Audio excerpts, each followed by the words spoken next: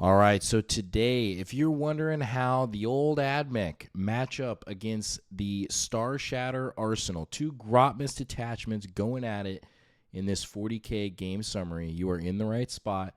And today, we're going to be going over a 3-hour game in like 15 to 20 minutes, giving you the best highlights, what we learned, what didn't work out so well, and how this matchup more or less goes. So, let's just get into it, shall we? So today, Starshatter Arsenal and the new Halo Ad-Mech detachment. And playing against Shane, love the guy. And he is on our team. It's great to have an Ad-Mech player on your team because if you run into him in a tournament, a lot of times you're like, what in the heck do these guys do? And so having him on the team, not only is he a great guy, but it's great to know how this matchup goes and what his army does. So we're doing some Scorched Earth today. That's what the community voted on, so that's what we're playing. We're doing Layout 3 quarter deployment, which is pretty spicy. I thought this would be kind of interesting. You don't usually see Layout 3 too often, so firing lines were kind of interesting. Deployment was kind of interesting, so let's get into it here. So I'm going to flip over to the bigger screen. This is going to be the last week that the quality will be like this. I know a lot of you said that this was sufficient, but I personally want to make it even better. So that's what we're going to do. But anyways, link to the army lists are going to be down below. And Shane is going to be going first. So a couple things here as far as on the Necron side in reserve. How do you know I'm meta chasing? How do I tell you I'm meta chasing without telling you that I'm meta chasing? I got a plastic Triarch Stalker. I got some plastic Locust Destroyers over here. All right, guilty. All right, I'm guilty. So, anyways, same list that we got the list breakdown. I'll go ahead and put a link to that at the end of this video if you want to check out this list in more detail and how I deploy it. But long story short, we're having the brick of Locust Destroyers in reserve along with a unit of Tomb Blades. Everything else is going to deploy. So, he is going to get first turn, and Shane, the man, is going to get established Locust and recover assets. So he is going to recover. He needed this unit to recover as well back here, so there wasn't really a way for him to score Locust the first turn. But now looking at it in hindsight, Shane, I'm not exactly sure why you did not also Locust, unless I'm missing something. Oh, I remember why. Because your guys are going to see her in a second. He needed this unit to go out and fight something. So he is going to be cycling Locust and get recover assets. So let's fast forward the turn here, and this is essentially what it looks like. So as you'd expect, he's going to stage some stuff up. He's going to move these boys out, stage up this stuff behind the wall, as you'd expect on a turn one. Now, couple things. So we lined this wall 1 inch all the way around. So we infiltrated the flayed ones right here. We deployed the Scorpex right here on this layout. So essentially it keeps them safe from being charged unless he wants to wrap around here. And a big thing that we talk about with melee is surface area. You're always trying to limit the amount of surface area these melee units can come in and connect with. So he does a dual charge into this unit. He needed, I think, an 8 or a 7, and he rolled like a 4 on his first roll, gets a 7 with the CP reroll, so he gets in. Unfortunately, he is still within range of a Heroic Intervene on the Scorpex, so that is exactly what happens. We spend a CP, and we Heroic Intervene with the Scorpex. And so as you're going to see here, I think he does maybe 1 wound to a Scorpex, and then the Scorpex just clean him up. So doesn't unfortunately get anything in return for that trade, so that was a little rough, and then pass it over to me. So in my turn one, we are going to get Overwhelming Force, which is going to be cycled for a CP, and then Area Denial. The app was kind of bugging out, so that's why it was like all the way down there for some reason. So we're basically going to move up this Locust Destroyer to clip in here to get Area Denial. And then we are going to first up move these Tomb Blades up on the objective because he has 6 OC on here before we move the Stalker. So he is going to use his react move to move the dogs fully on the objective. So he's going to get OC 8 on there at that point. Now, I still have the option to deny him with the Stalker if we rewind here. So this Stalker is essentially could spend a CP to move 14 inches and get 10 OC on that point to deny him the first turn. But he can spend a CP for another react move with the infantry unit. I think it was not the Rangers. I can't remember what that other unit is called. I know the Rangers are on the backfield, I think. Maybe they were the Rangers. I'm not sure. But they're OC2. If you get within 3 inches of them, it's -1 OC on your unit. So they're very strong. So there wasn't really an option for me to deny primary, which is why I think Ad-Mech plays into Starshatter particularly well. Even though they weren't able to pull a W on this match, they do have the tools to make it really hard to deny their primary, unfortunately. So we end up moving the Stalker up, which was like the first error of the game. We talked about it after. It's kind of funny because I had spent the CP initially, but I didn't realize he could double move these guys. So I was like, oh, okay, I'll just like move it back 5 inches. But like it was honestly just like a total brain just thing because I should have just kept it like back here. I don't know what I was doing. So I'm like, this does not, like, having this Stalker here does not contribute to anything really at all. And you're going to see, like, I literally just give him free shots. So that was like the first kind of minor error of the game. And then I think there's like 3 total errors. That was the first one.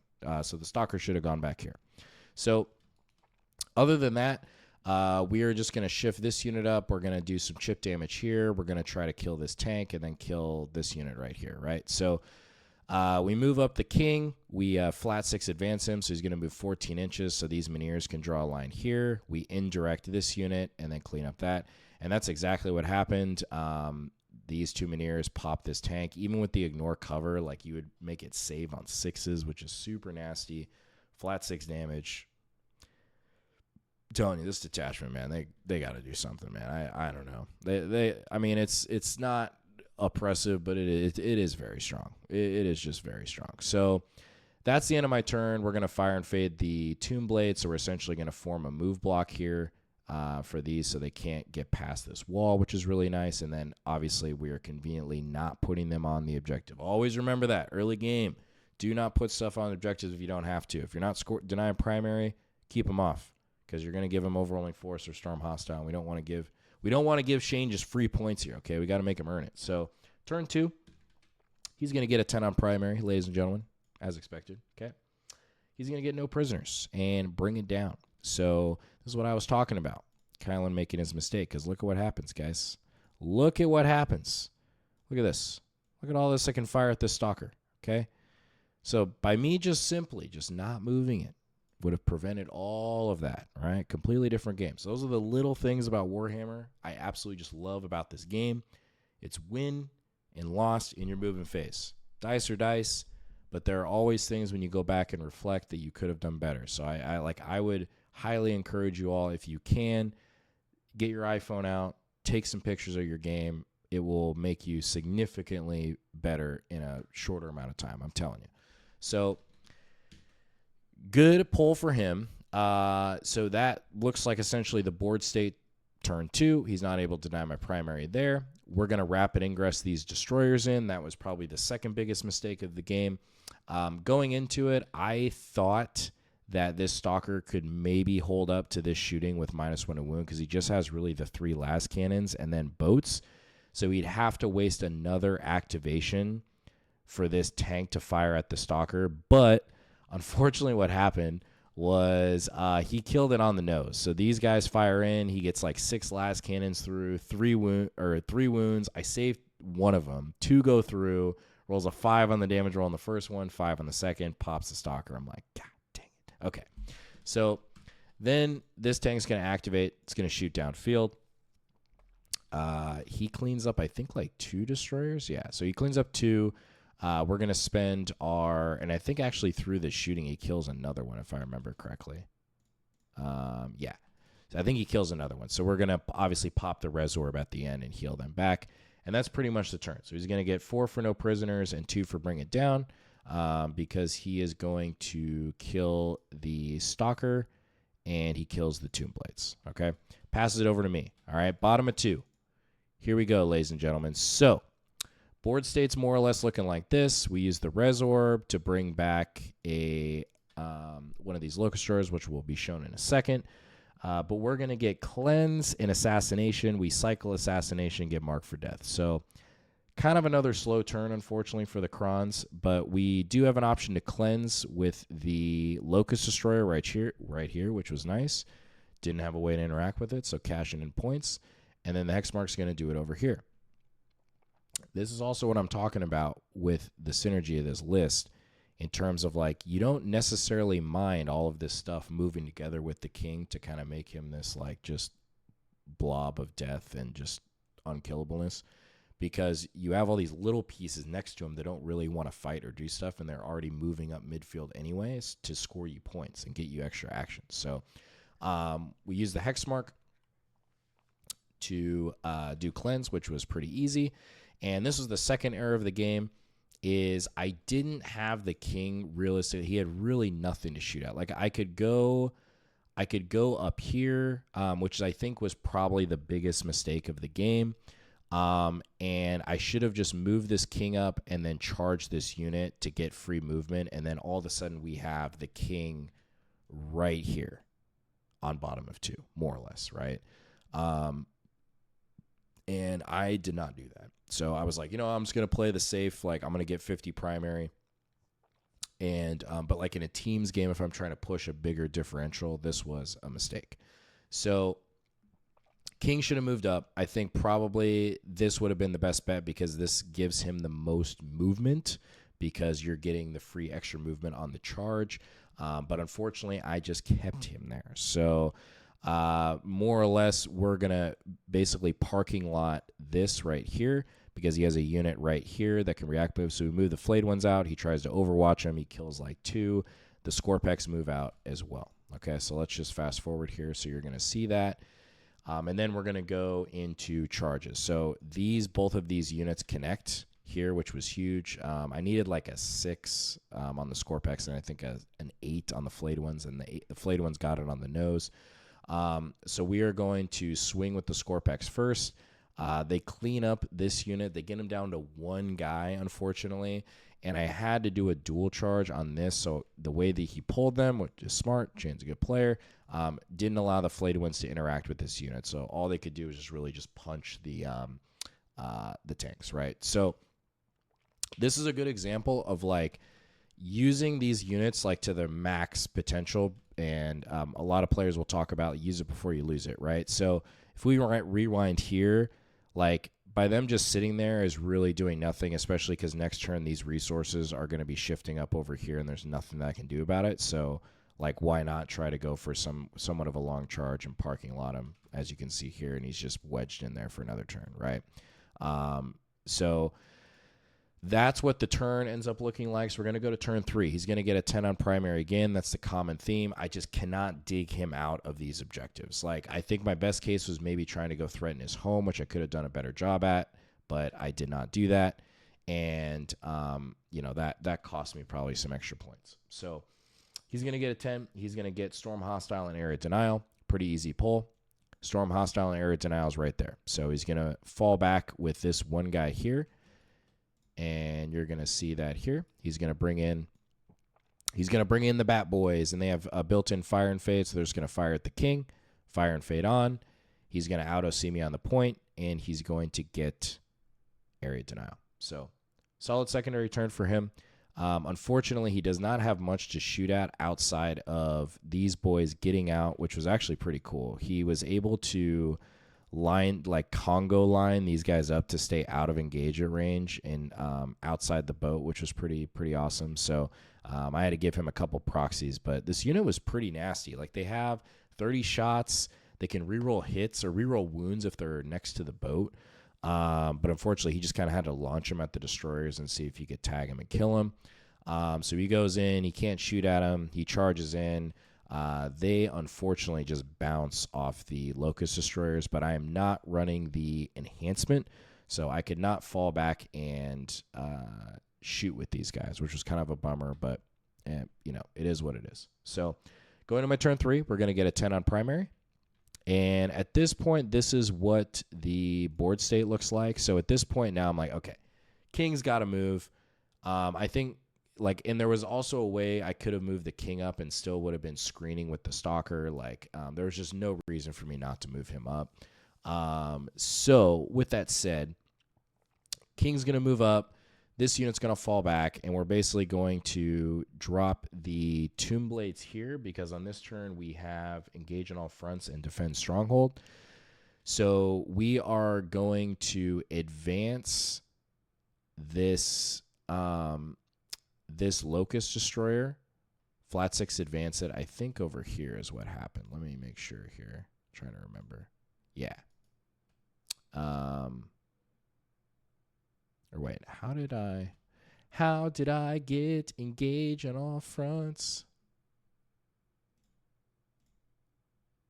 Oh, it just has to be outside of 6. That's right. Okay, sorry. Brain fart. Okay, so flat 6 advanced, Scorpec Destroyer. So we have all 4 quarters. We're going to move the Tomb Blades. We're going to strategic reserve them in, fire and fade behind the objective.